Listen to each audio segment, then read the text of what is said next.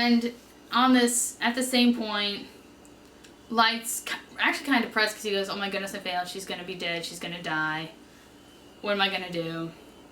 And then he gets a phone call from Elle, who goes, yeah, I heard about your misadventure on the train. I guess it's really good considering that that wasn't his real name, by the way. And Elle actually, upright on the phone with Light, goes, you're Kira, aren't you? Yeah, I bet you're Kira. And that's where their moment ends. The episode kind of ends there. That's all we see. And I'm actually really curious where they're going to go from there. But then it cuts back to the pop star girl getting up, apparently being fine, and the security guy who pushed her off being dead.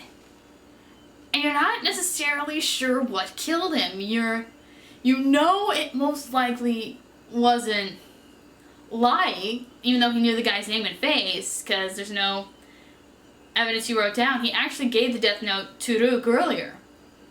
And so it's very confusing on what happened there.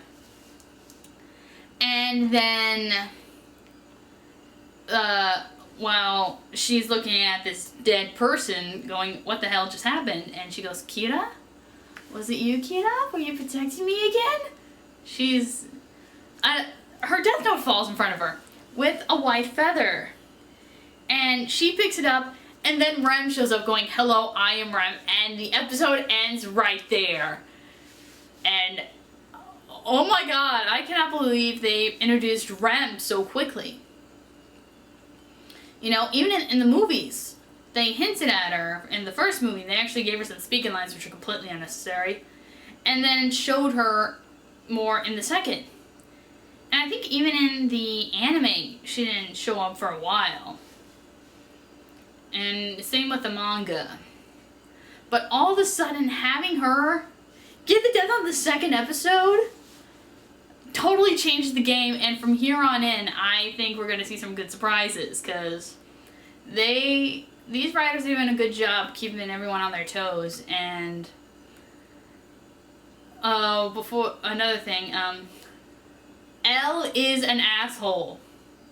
He always kind of was in the anime, the manga, and the movie.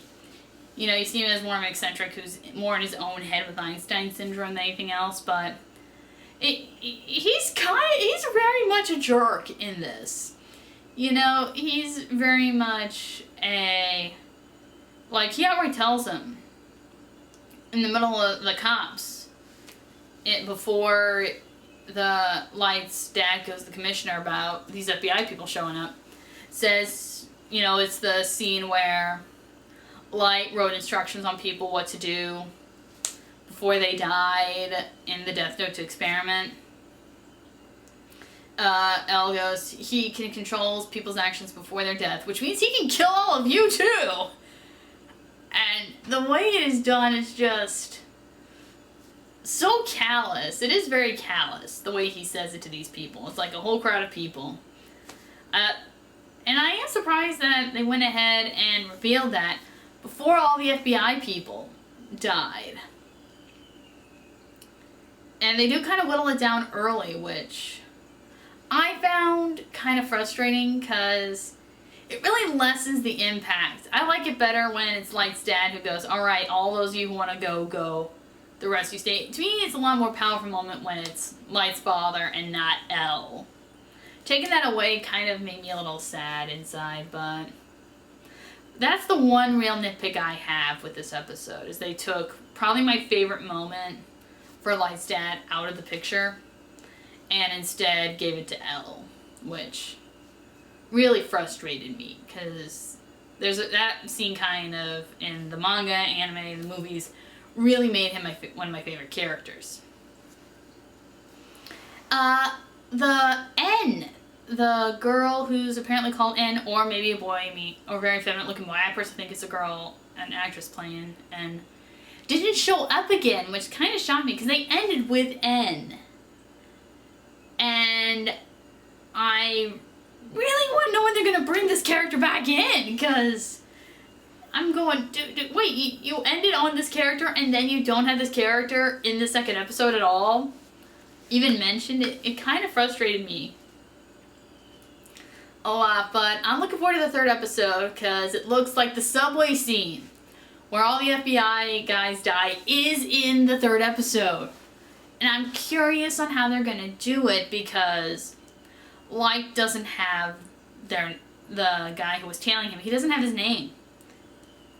And that is going to be kind of interesting to see how they get around, which may be why they introduced Rem in this, because we know that Second Kyoto does get the Eyes of the Reaper, and it may be they team up and become something very powerful. I'm not sure, but we'll see. I'm not sure if the second episode is available for people who don't have the Uber Premium subscription to Crunchyroll, like I do. It might be in a few days. But I've been giving it a watch, and we'll see how the next episode goes. See you next time for episode 3, and I think it'll be coming out by the end of the week, and if not, then I'll see you the Sunday after the next one.